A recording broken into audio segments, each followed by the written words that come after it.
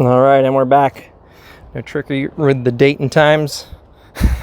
Still the same boat as it was 5 minutes ago when I recorded. So now we have all of the storage. Oh, I lied. I forgot the left side up there.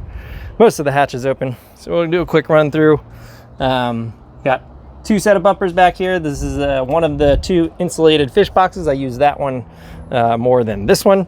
This one I just kept the anchor live well net. You have two in-floor live wells, so no pumps. I know that's going to scare some people, but it's super simple to use. Keeps greenies alive. That was the main comment on online back when I was looking into these. Everything I've put in it, I have kept alive successfully, so don't got to worry about pumps failing or anything like that. Almost falling over here.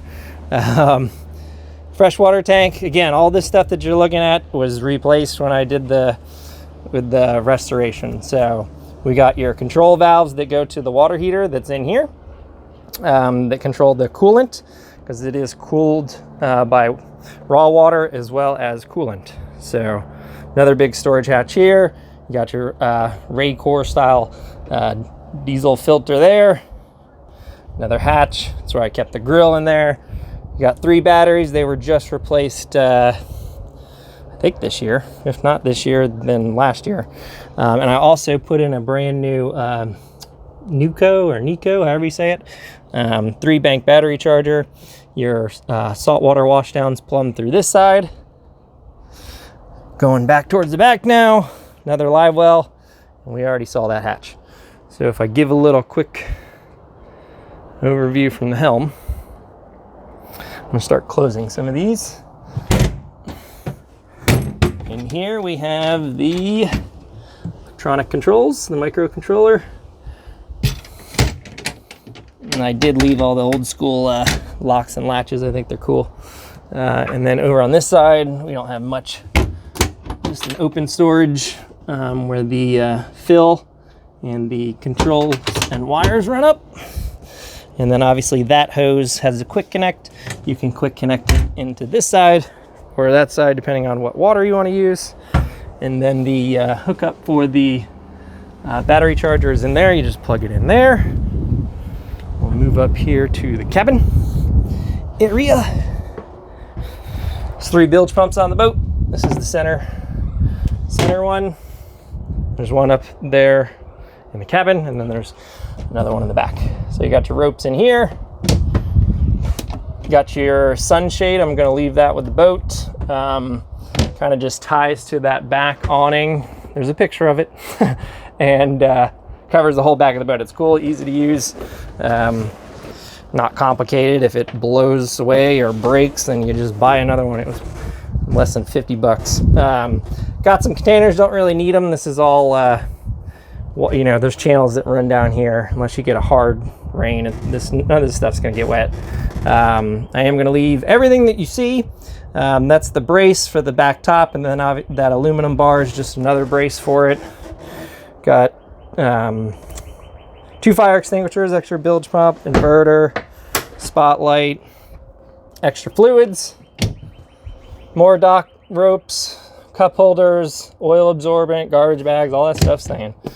Then in here we have the emergency stuff. Got another fire extinguisher, water heater. Again, all this stuff was bought in 2018, 2019. You have like 6 sets of flares in there, jumper cables, a survival kit, and each of these Ziploc bags, obviously your throwable there, each of these Ziploc bags has 4 adult life jackets. So there's 12 there, and then there's 2 in this one and 2 kids. So 14 adults and 2 kids. In here, so none of the cabin was done in the restoration. All this stuff was not gel coated, so this is, you can kind of get an idea of what it looked like back when I got it. Cabin wasn't that important to me, so I left the cabin alone. Toolkit, leaving that. All steering lines, all Volvo Penta parts, and this is not even a 1/10 of what I have. I got 2 huge boxes in the garage that will come with it as well. This is just stuff that if you were on the water and needed it, typically for Bahamas trips, you have it.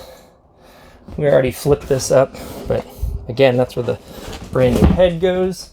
And then this folds back. You got another hatch here. And there's your in and out for the head macerator. All the poop gets pumped out there, or pee, whatever you got. Another bilge pump. You got your hatch that's covered with the sunshade. That's why it's dark as heck in here. And then that hatch goes into the anchor. Not that you ever need it to go through that hatch. I don't even know why it's there, but it is. And then this hatch over here is where that hooks into, and then your bilge pump line that goes over and out. Not that you need a in-depth thing of the cabin, but I'm in here, so there you go. So that's all of the hatches. I think I went through all of them, other than the storage up at the tower, but I'm not going to climb up there to go through that.